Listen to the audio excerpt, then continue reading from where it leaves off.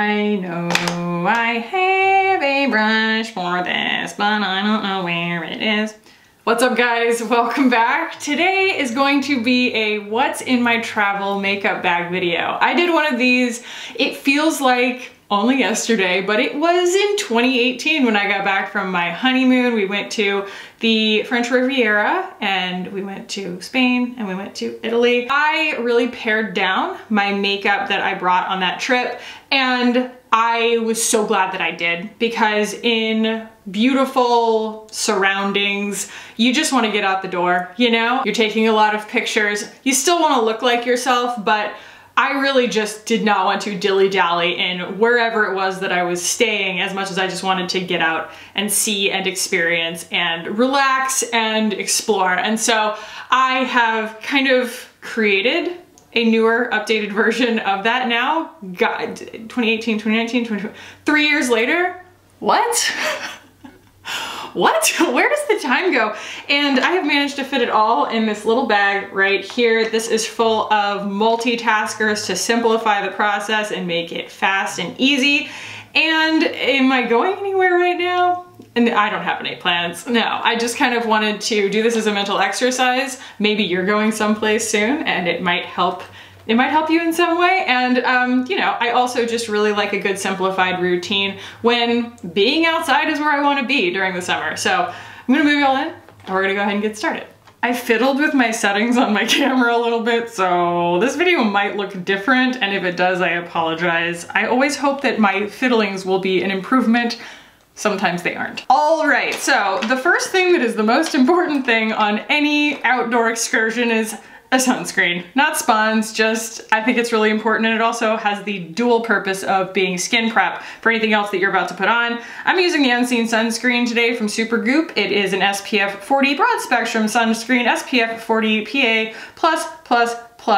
The thing that I like about their chemical sunscreens is that they're really lightweight and they last longer and don't have to be applied quite as often as a physical mineral sunscreen. So I've been using their Play like so much lately, just covering my body in it, just burning through it, and it's quickly become one of my favorite sunscreens, body sunscreens, face sunscreens I've ever used. And Supergoop just knows sunscreen, so sometimes I will use physical, sometimes I will use chemical. But if there's anything that I learned on my honeymoon a few years ago, it was that you're going to forget to reapply sunscreen. Now they do actually have a sunscreen spray. Mine's downstairs, but it's called Defense Refresh, and it also is nice. Just like don't open your eyes or your mouth or breathe in while it's happening. It's not like the most pleasant experience, but it is a solution for the challenges of reapplying sunscreen over makeup. So the next thing, and the only reason that I'm choosing this is because it's in plastic. I know it's, okay, so it's the Chantecaille Future Skin in Aura, and I kind of use it interchangeably with the Typology tint, the serum tint in one, but I just didn't want to pack this because it's in glass. It would fit really nicely, but I just thought that it would probably be more likely to break, so I would go with the Chantecaille. And this is a super lightweight formula. I do think sometimes that makeup can provide a physical barrier in the sun, and Chantecaille also does make a mineral sunscreen tinted moisturizer. If you haven't watched my video demystifying the differences between the Chantecaille cream and liquid foundation concealer formulas, I will stick it in a card if you are interested in that. And it is just basically drawing all the nuanced differences between each one, but one of the things about that tinted moisturizer is it doesn't really come in an ideal shade for me. The fairest shade is Alabaster, and it works, it's okay. It might be a summer shade for me if I'm traveling or something, but this is more my shade today. And that's what that looks like up close. Again, I'm really not sure about my camera settings today. If the detail is getting lost, I will try and fix it in the future, but I think that it looks lovely in person. You can still see my freckles and everything through it, and it's a really nice skin-like texture. It's not too dewy. The concealer that I can't put down. I have not been able to like think about any other concealer since this came out, since it got in my hands. This is a Thrive Buildable Blur HD Creaseless Concealer. I have it in Fair Warm. It is so good. it's just so good. It's not very high coverage, and for that reason, it really blends in and it looks like skin, and it does exactly what I need it to. And it never breaks up on me, which is so nice. It's so nice. The way that I've actually been blending this lately has not been with a specific concealer brush. This is the foundation brush from Illamasqua. They sent this to me, and it's a duo fiber. So, you know, you wouldn't necessarily think, oh, I'm gonna blend my concealer with that, but like, it's the lightest possible touch, and it just diffuses it into the skin instead of pinpointing it and pushing your makeup around. Isn't that lovely? And I don't know if that would happen with every concealer. It's more a combination and an agreement between the brush and this particular concealer. But look at that. I mean, gone. Gone. Just disappears. Becomes my skin. I was watching Tati. I know, what? If you are not completely plugged into the zeitgeist, you might not know that she's back. And it's so funny to me. I don't know what I expected. Of course I love watching her videos. I love her energy, but I just forgot for some reason, or maybe assumed that she might have adjusted her aesthetic a little bit while she was gone, but no. Tati is always going to be her sincerest self, her very more is more self, and I just thought it was so funny. She was talking about like her favorite drugstore palette to contour underneath her foundation, and all of these ways of getting your makeup to stay and be high coverage and all this stuff, and I was like, aww. I really missed Tati, but I still, and maybe even more so now, like cannot relate to her aesthetic at all. So yeah. That's the whole complexion, staying right on topic. And, you know, I might need to wash this more often because I don't know if that's what this is really for, but they say it's a foundation brush, so I don't know. All right, now, here we get into a lovely multitasker that I've only talked about a couple of times, and as I've gotten back into using it, it's so good. So this is the Danessa Myricks Vision Flush, and this is just one of her little liquid blush things, and I don't know if it's, you know, all of her stuff is kind of a color and a texture, and then you can just pick how you want to use it, but it's one of her liquid color creams, and this is in the shade Nutcracker, and it is perfectly bronzer for my skin. It is the perfect neutral, leans a little bit, like almost a little bit like rosy and not peach, and I can place this right on my cheeks. It's the right amount of pigment, and it works as both a bronzer and a contour, and gives me a holiday, as in I've been on holiday type glow. I'm just gonna use this bronzer brush, the original bronzer brush from Thrive. This brush actually came with me on my actual honeymoon because it is so versatile, you know? I don't always recommend using one brush for your whole makeup routine, but when you're trying to travel light, and you're willing to wipe it off on a towel in between each step of your makeup routine or something, one brush, maybe two brushes could really get the job done. And I love this because it's kind of like my fingertips in the sense that, you know, since it is so densely packed, but it also is a lot bigger and more effective than my fingertips, so it gets the job done faster. The whole key, I guess the mission of this particular makeup look, even more so than I typically would, I am very concentrated on this being very, very thin and lightweight on my skin. In my last version of this video, I only brought like a blush. I think I brought 5 products. But I have kind of grown passionate about some of these and, you know, more willing to take the time to put a little bit more on, but that's Nutcracker, and it is just utterly gorgeous. It's such a like lifelike looking tan on me. I feel like it kind of mimics the color of my freckles, and it's right there in between being warm enough to be a bronzer and cool enough to be a contour on me. I like it very much. And if I were to only be packing one blush, yeah, I did that. I limited myself to one blush because honestly, if I don't, I will, like, there's no, I can't say, oh, I'll only bring 3. I'll be like, well, I'll bring whatever I want. You know, it's like one.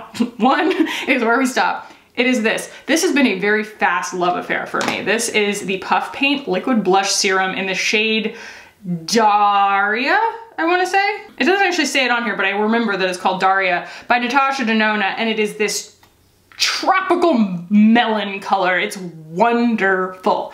It looks so happy and healthy on my skin, and it's sheer enough that it really blends beautifully. I guess I'll go in with this brush again. I don't know. And you know, you could very easily do all of this with your fingers if you are patient enough to do that, which I am not. We look like we just got blessed by the sun, you know? I think I did more of the heavy lifting with the Nutcracker shade than I'm expecting from the blush, and therefore, it just looks kind of like a more nude blush situation on me. Just as much color, but not as much local, like, blush flush, if that makes sense. Now, eyeshadow, you know, I didn't really do that. I think that that was one of the things that I saved room on when I did go on my honeymoon. But now I'm so into one and done eyeshadows. It doesn't take up that much room, and it's such like a fun part of my routine. I chose Hourglass Scattered Light in Ray just because it's so easy. And it's the right color for what I'm going for. It's kind of that same rosy, bronzy, looks right at home on my skin kind of thing. And what I really enjoy about this is that you can like completely sheer it out and it becomes this wash, like a very, very thin veil of color. Or you can build it up if you're trying to be fancy. You know, if you like have a good date night on the town in Barcelona or something, and you want to look a little bit fancy, you want to get a little bit loose on some cava, definitely not speaking from personal experience, spend too much money on paella. You can really shear it out, get a nice wash, and then you can kind of build it up, and it's a lot longer wearing than some cream eyeshadows. It's kind of a funny consistency, but at the end of the day, I really believe that it's powder, you know? But also, if it were to wear off, it wouldn't be the absolute end of the world because it's so close to my skin color. And then we have some brow. And I could totally take Nutcracker and put that in the contour of my eyes too, if I really wanted to build a little bit more look. And I could do that first too, and then just put the Scattered Light over it. But you're essentially just packing a palette of colors and textures that you can get a lot of bang out of, you know? Speaking of getting a lot of bang out of something, I've definitely heard that my Kackie lip liner from Thrive works well enough as an eyeliner for a lot of people, and so I think that you could definitely double that up. It's just a really nice neutral mocha type shade, and if this is obviously like much too light for you to be able to do this with, any lip liner that is close to being like, you know, a contour color for your lips would probably also be slightly, you know, darker than your skin color. So pick that one and it will double as an eyeliner for you. But look at that, like it does, it just kind of gives you, I'm gonna do that more often. That looks really good, I like that, and I don't even have to like smudge it or blend it or anything. You can also use this if you are complected similarly to me to draw some realistic freckles. Put it on my lips. And in this case, I would probably just go for like an SPF lip balm. I have the Fresh Mint flavor from Thrive in their Sunproof Intensive Lip Balm. It's just nice to have something that is both protective and also, you know, looks nice, but it's not going to be really sticky or in your way. You're not going to be like aware of it. And you could skip the lip liner, eyeliner altogether. Get something a lot lighter weight out of it if you're, you know, on a beach vacation or something and you just really don't care to fuss with it. I mean, to be honest, the whole thing's skippable, right? You don't have to wear makeup at all. The only thing you have to wear is sunscreen. First, I'm gonna put on some more blush because this is who I am. Once I get done with my eyes, I almost always put on more blush. I'm using my finger because I want to kind of concentrate it and have a little more control. On the tip of my nose, do a little in my eye look here. Get it kind of up here because I want it to kind of look like I've been sun-kissed and the sun would come down right there, and it also helps to disguise your dark circles, not that anyone cares. And then I will go in with this lovely travel size, which is the size that I have, of the Tower 28. The Tower 28 Daily Rescue Facial Spray, which serves lots of purposes. Great, like pH balancer refresher for your skin because you are traveling and you're just, it's a lot of new, you know? So there's that. But the other thing about this is I know it's not really supposed to because it doesn't have glycerin in it or anything, but I feel like it adds a little bit of natural dewiness to my skin so I don't have to like go in with like a highlighter or something, you know? And it feels fantastic. Just make sure you do it before you do your mascara, Kackie. I always do this after I do my mascara and I'm like, ah, and then like my mascara is everywhere because it does take a minute for the Thrive mascara to dry. Let me make sure everything's nice and dry. You know, brush your teeth while you're getting ready, whatever. And a way to get your mascara on quickly is to just address the outer half or outer third of your lashes. Because sometimes, and that's also why I don't put mascara on my lower lashes, is because it just tends to look more done than the rest of my face, and then I feel like I have to put more makeup on the rest of my face to compensate. And I stuck a little bit of the puff paint in my lip. You could just bring a colored lip balm or something like that, you know, if you just want to throw one more thing in your bag. But I mean, that's it. That's enough that you are gonna look, or at least I'm gonna look like myself in photos. I can get a lot of different looks out of this combination of products. I could wear just the concealer, you know, and just be done, like on top of my sunscreen, a little mascara, a little lip balm, something like that. You know, take out the eyeshadow, build up the eyeshadow, wear more of the blush, whatever. That's the reason that I chose them for this. Yeah, I invite you to, when you're kind of packing, think about if you can play with some of your products and make them do more than one thing. Like for example, you guys have asked me to do this before and I have not yet done it. This is the shade Memoir, the balmy tint from Ilia. And like, you know, somebody was like, put it on your cheeks please and show us. Yes. You can absolutely do that. Ooh, it smells so good.